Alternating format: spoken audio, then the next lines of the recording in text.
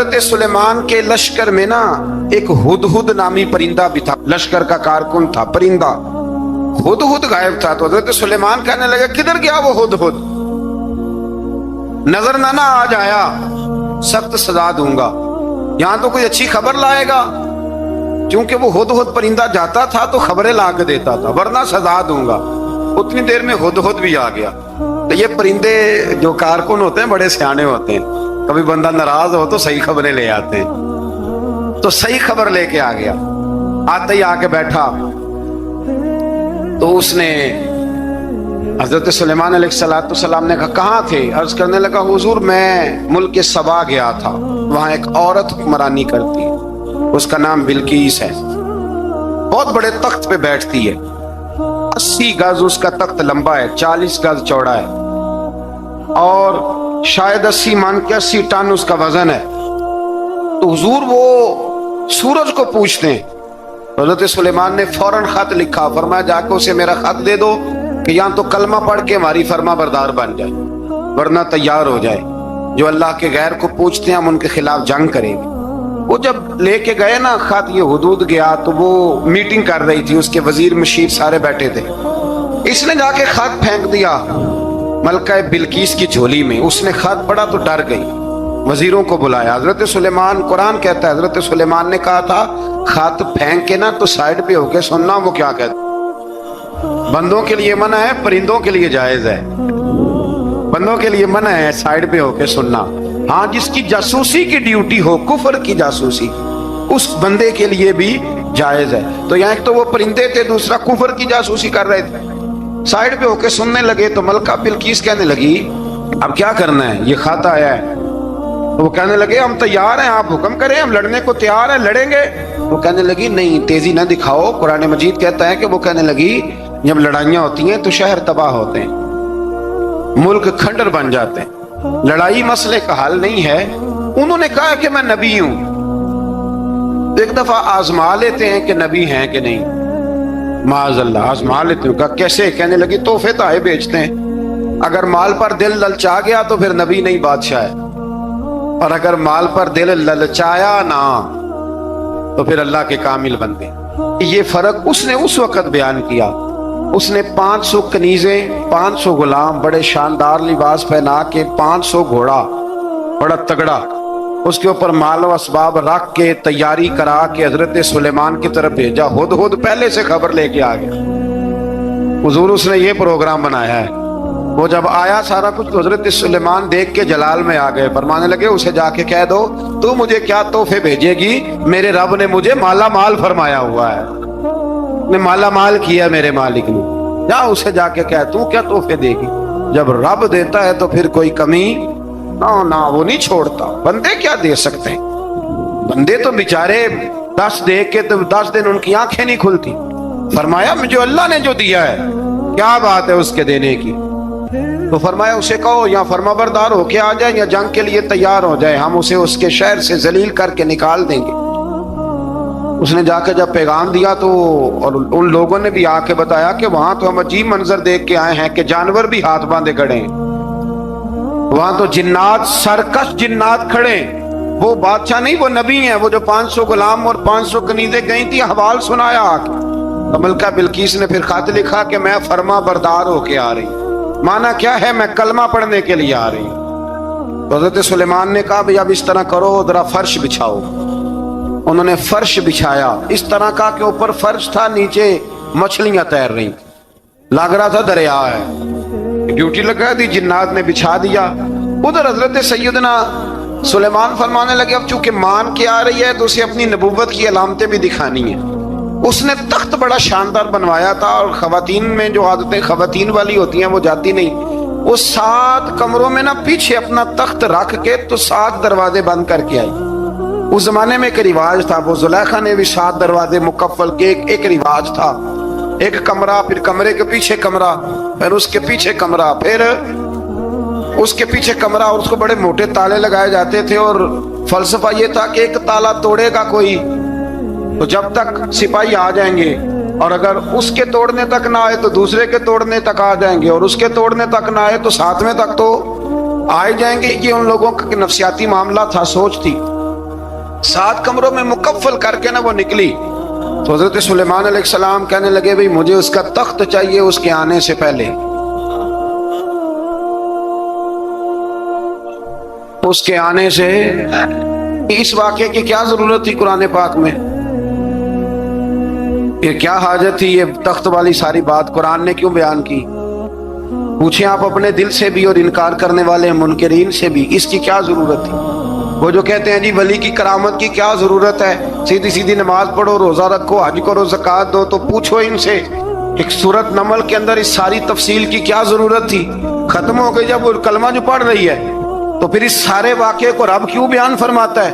हजरत सैयदना सुलेमान फरमाने लगे तख्त चाहिए, और चाहिए उसके आने से पहले।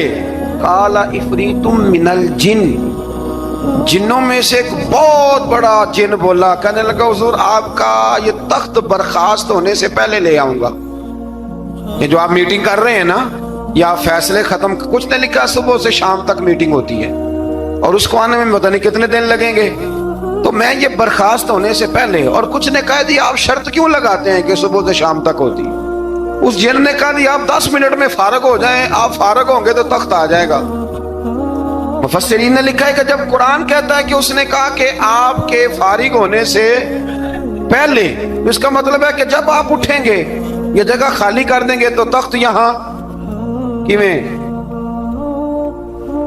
हजारों मील का फासला है, आ जाएगा पर हवाई जहाज पे कार्गो करा के जी, DHL के जरिए। कैसे आएगा? वह आएगा तो बस आएगा। तो हजरत सुलेमान की तो बादशाहत थी ना जमाने पे, फरमाने लगे नहीं नहीं तू लेट है, तू लेट है, तू हमें जानता ही नहीं, एट सेठ ते पखड़ा खुआर गंदल, असी और भी बूटियां जानने आ, ये तू लेट है, अभी हमारी ताकत इससे ज्यादा है। बड़ी कमाल बात लिखी है लिखने वालों ने। एक मुफस्सिर ने लिखा है कि अभी हजरत सुलेमान ने गुलामों से मंगवाया है, अपनी बात कोई नहीं की, ये हाल है उनके गुलामों का, तो सरदार का आलम क्या होगा? हजरत सुलेमान कहने लगे भी जल्दी जाइए। काल अल्लज़ी इंदहु इल्मुम मिनल किताब अना आतीका बिही क़ब्ल अन यरतद्द इलैका तरफुक, तो उठा उनमें से वो जिसके पास किताब में से इल्म था, सारी किताब का भी नहीं, इल्मुम मिनल किताब, किताब, वो उठे जिनके पास किताब में से इल्म था, तो वो उठ के कहने लगे हुजूर मैं ले आऊंगा कब? आपके आंख झपकने से नहीं, आंख झपकने से, बंदा था जिन था, जिन की तो बात मानी नहीं उन्होंने, क्या कहा? आंख झपकने से, मैं आंख झपकने से पहले ले आऊंगा। तो हज़रत सुलेमान कहने लगे तू ठीक है चल ला फिर, ला फिर। आंख झपकने से बड़े ही ना, नहीं फिर गुस्सा नहीं आता उन पे, फिर गुस्सा नहीं आता। मेरे शेख कामिल मुर्शद अकमल शेख बहरोबार हुजूर गौसे पाक जिलानी, हजरत गौसे आजम यूं करके शागिर्दों को, मुरीदों को सबक पढ़ा रहे थे, पढ़ाते पढ़ाते हाथ आगे किया, और जब हाथ वापस आया तो भीग गया था सारा।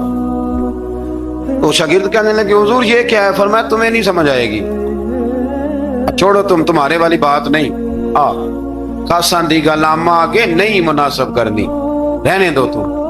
कुछ वक्त गुजरा तो कुछ लोग आ गए, अभी क्लास खत्म नहीं हुई थी, कपड़े भीगे हुए हो, वो शागिर्द पहले ही मुंतजिर थे। कहा तुम्हें क्या हुआ? कहने लगे दरिया में जा रहे थे, अचानक हिचकोले आने लगे, तो हमने कोई किसी बेअमल का बाजू तो नहीं ना थामा, हम गौसे आजम के मानने वाले हैं। तो दरिया में कहा या शेख अब्दुल कादिर जिलानी शैय्यन लिल्लाह, अल्लाह के रास्ते में मदद करो। तो कहने लगे बस एक हाथ ही आया है, और यूं कश्ती खींच के बाहर निकाल लिया। तो अब वो शागिर्द सारे चुप कर गए, कहने लगे जवाब क्यों नहीं देते? उन्होंने कहा तुमने हाथ देखा है पहुंचता हुआ, और हमने हाथ देखा यहां से जाता हुआ, तुमने पहुंचता हुआ देखा है। तो हमने हजरत भावलक नक्शबंद बुखारी, उनकी एक मुरीदनी थी, ऊपर चुबारे पे किसी ने उसकी इज्जत पे हाथ डाला, चुबारे पे, ऊपर वाली मंजिल पे।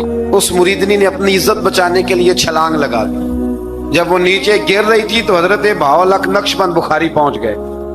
नीचे कोई ऐसा बंदोबस्त कर दिया, कोई चारपाई बिछा दी, कोई ऐसा जिस पे वो आके आराम से गिरी और बच गई। हजरत साहब की तरफ देख के कहने लगी, हुजूर आप कब आए? फरमाने लगे, पुत्र जब तू चुबारे से चली थी तब मैं बुखारे से चला था। जब तू चुबारे से चली थी ना तब मैं बुखारे से चला था, और तेरे नीचे आने तक मैं भी पहुंच गया हूं। मैं भी माली दा कम राखी करना, पल कच्चे होण या पक्के, ए पीर मुरीदां दे सिर ते ही रहिंदा है। ए झूठे होण या सच्चे, ये पक्की गुलामी करें या कच्ची करें, पीर की भी मजबूरी होती है। क्या करें, पीर मुरीदां दे सिर ते ही रहिंदा है। ए झूठे होण या सच्चे, क्या किया जा सकता है। लेकिन ना नाफरमान बेटे का भी तो जायदाद में हिस्सा होता है ना। नाफरमान भी हो तो जायदाद में हिस्सा, तो चलो बाप नाराज रहेगा तो अल्लाह नाराज रहेगा, बात अलग है, पर जायदाद का हकदार तो है ना, चाहे नाफरमान ही है। पीर मुरीदां दे सिर ते ही रहिंदा है। ए झूठे होण या। फिर वो तख्त आ गया, हजरत सुलेमान से पूछा ये क्या है? काला हाजा मिन फजल रब्बी। फरमाने लगे कुछ भी नहीं। हजरत सुलेमान कहने लगे ये मेरे रब का फजल है। शायद सब मुफस्सिरीन ने बड़ी बड़ी बातें की हों, पर यहाँ एक काजी सनाउल्लाह पानीपती रहमतुल्लाह अलैह का फिक्रा मैं पढ़ रहा था, बड़ा मजा आ रहा था। काजी साहब फरमाने लगे इस आयत पे, काजी साहब कहते हैं जिन पर निरा फजल था, आज़ा मिन फजल रब्बी, निरा फजल, फरमाया उनकी तो इतनी ताकत है कि वो हजारों मील दूर से 80 गज लंबा 80 गज चौड़ा तख्त आंख झपकने से पहले ले आते हैं। और जिनके बारे में अल्लाह फरमाते हैं बश्शिरिल मुमिनीना बिअन्ना लहुम मिनल्लाहि फदलन कबीरा। फरमाया महबूब अपने गुलामों को खुशखबरी दे दें, बाकियों पे निरा फजल था, इन पर तो फजले कबीर है, इन पर तो बड़ा ही फजल है अल्लाह का। तो फरमाया जिन पर फजले कबीर हो, एक नहीं, इस पर मैं बड़े दलाइल दे सकता हूँ। करामाते औलिया पर मैं बड़े ही दलाइल दे सकता हूँ, बड़े। गौसे आजम रदी अल्लाह तआला अन्हु के पास बादशाह आया तो कहने लगा पीर तब मानूंगा जब सेब खिलाएंगे। सेब का मौसम ही नहीं था। तो हजरत साहब आते ही उसे कहने लगे अब तू मेरी विलायत को सेबों पे तो ना तोल, अब सेब खिलाए तो वली या ना खिलाए तो वली कोई नहीं, ये तू अब मेरी विलायत को सेबों पे तो ना तोल। तो हजरत साहब ने यूं हाथ उठाया तो अल्लाह ने 2 सेब अता फरमाए। तो वहां जुमला है हुजूर गौसे आजम का, फरमाने लगे अगर अल्लाह हजरत मरियम सलामुल्लाह जो बनी इसराइल की वलिया हैं, वली है ना, वो नबी तो नहीं ना, औरत नबी नहीं हो सकती। फरमाया अगर अल्लाह उन्हें बगैर मौसम के फल दे सकता है, मैं तो मोहम्मद अरबी का नौकर हूं। फरमाया अब ना 2 सेब आए थे, तो कहने लगा मेरे तो दिल में 1 सेब था ना, तो हुजूर गौसे आजम ने ना 1 सेब मुझे दिया, 1 मैंने खाया तो 1 गौस पाक खाने लगे। कहते हो मैंने वो मुंह में रखा जरा तुर्श था, तो मेरे चेहरे का वो रंग देख के ना, असर देख के कि तलखी महसूस, तो गौसे आजम कहने लगे मेरे वाला खा। 1 उन्होंने काट के टुकड़ा दिया, कहते खाया तो बड़ा मीठा था। तो मैंने कहा हुजूर आए तो दोनों ही गैब से, तो आपके वाला मीठा है मेरे वाला कड़वा है। तो आप फरमाने लगे आए तो दोनों गैब से थे, पर एक को जरा जालिम के हाथ लग गए हैं ना, उसको तंबीह भी कर दी कि जुल्म से बाज आ जा, तंबीह भी कर दी, पर मैं हाथ जालिम के लागे इसलिए तुर्श हो गया, सियाना बन। 1 नहीं 20 दर्जनों, लेकिन पता नहीं क्यों लोग अड़ गए, पता नहीं क्यों कड़ के आ गए। करामत औलिया के मामले में बिल्कुल, और फिर किसी हदीस में ये नहीं आया कि इस जमाने में वली होंगे तो इस जमाने में वली नहीं होंगे। हुजूर ने फरमाया मेरी उम्मत कभी गुमराही पर जमा नहीं होगी। इकबाल कहते हैं औलिया क्या होते हैं, औलिया क्या हैं, जवासीसुल कुलूब। इकबाल कहता है वली का बहुत बड़ा वली तुमने देखना हो तो उसे देखो जो तेरे दिल का जासूस है। चलो ये मुश्किल बात है, मैं नहीं छेड़ता, लेकिन जो तेरे वो जासूसी करता है, पर करता है तेरे दिल की, वो तेरे दिल का जासूस होता है वली। और उस पर हुजूर की हदीस है, फरमाया इसकी फिरासत कल्बी से डर, ये अल्लाह के नूर से देखता है, डर इसकी फिरासत कल्बी से, अल्लाह तौफीक अता फरमाए। 12 इस वली का नाम था आसफ बिन बरखिया। आसफ बिन बरखिया जी हजरत सुलेमान के वजीर थे। वो आई मलका बिल्कीस, और जब वो आई ना तो उसने देखा कि ये तो आगे सामने हजरत सुलेमान बैठे हैं, और जो रास्ता है ना दरमियान में वो फर्श है कि दरिया है, समझ नहीं आ रही। तो उसने ना अपना यूं करके ऊपर कपड़ा उठाना शुरू कर दिया कि नीचे पानी है। हज़रत सुलेमान कहने लगे चलती आ, नीचे कुछ भी नहीं।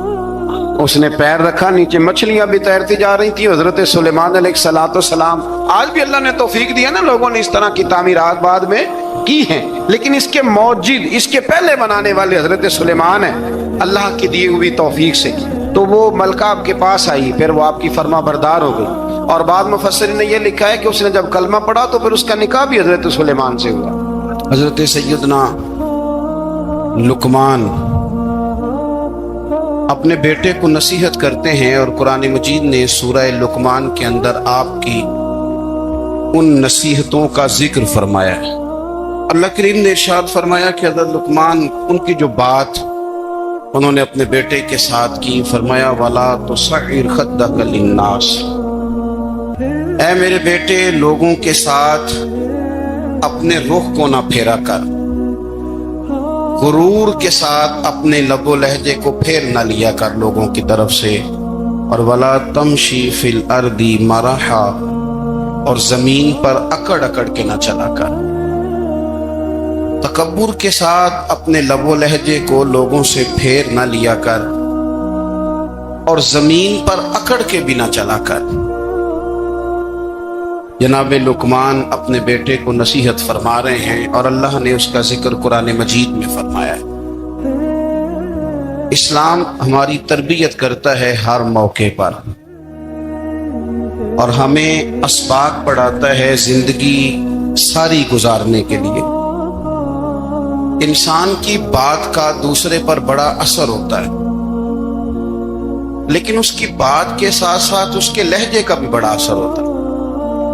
खाने का भी बड़ा असर है, लेकिन खाना आप किस बर्तन में रख के दे रहे हैं इसका भी बड़ा असर है। आपने खाना किस तरह सजाया है, किस जगह किसी को बिठाया है, इसका भी बहुत ज्यादा असर है। इस्लाम ये कहता है कि आपका जो लबो लहजा है वो हमेशा अच्छे अखलाक वाला होना चाहिए।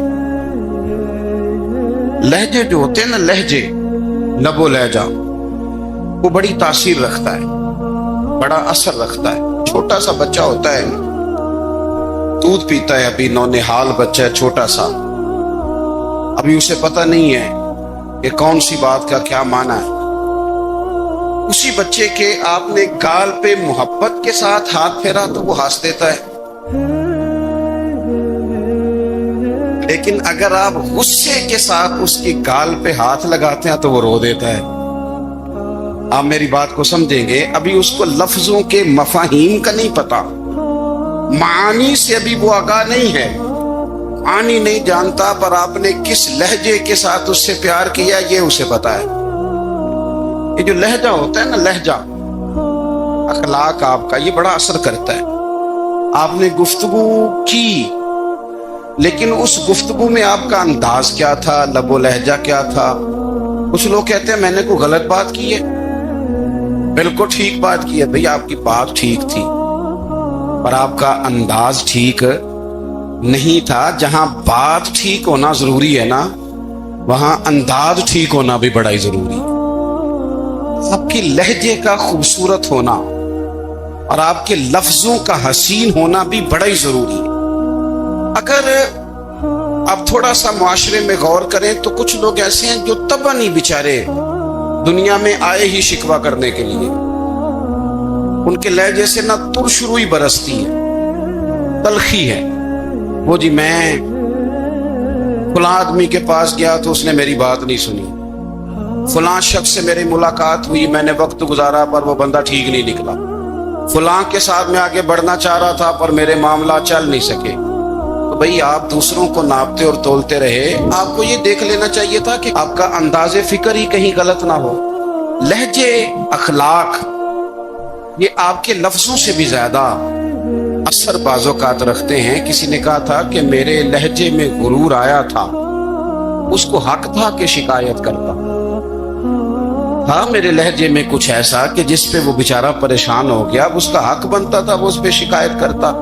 तो मेरे अजीज, आप बात को याद रखेंगे कि जो अखलाक है, आपका जो अखलाक है, जो आपका किरदार है, वो अपनी एक खूबसूरती रखता है। इसलिए मेरे नबी पाक सल्लल्लाहु ताला अलैहि वालिहि वसल्लम ने फरमाया तुम में कामिल मोमिन वो है जिसका अखलाक ज्यादा अच्छा है। जो कहानियां ज्यादा सुनाता है वो नहीं, जो अपनी खिदमात ज्यादा बताता है वो नहीं, जो बाकी सब की नफी करके कहता है कि दुनिया में कोई बंदा ठीक नहीं सिर्फ मैं ठीक हूं, वो वाला बंदा नहीं।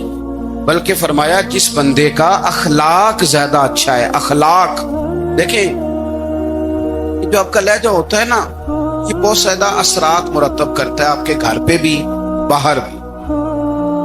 आप अगर अपनी गुफ्तगू में बॉडी लैंग्वेज को थोड़ा सा अच्छा रखें, कुछ लोग ऐसे होते हैं जो बात बड़ी सही करते हैं पर कुछ ज्यादा ही बातें करते हैं। वो ज्यादा बातें करने की वजह से उनकी जो सही बातें होती हैं उनका भी वजन खराब हो जाता है, क्योंकि वो ज्यादा बातें करते हैं, हर वक्त बोलते हैं, हर वक्त बात करते हैं। तो जब वो ठीक बात भी कर रहे हो तब भी उनकी बात का लोग असर कबूल नहीं करते। लेकिन अगर उनका लहजा बावकार हो, बात वो थोड़ी करें पर जितनी करें जरा सोनी करके करें, गुफ्तगू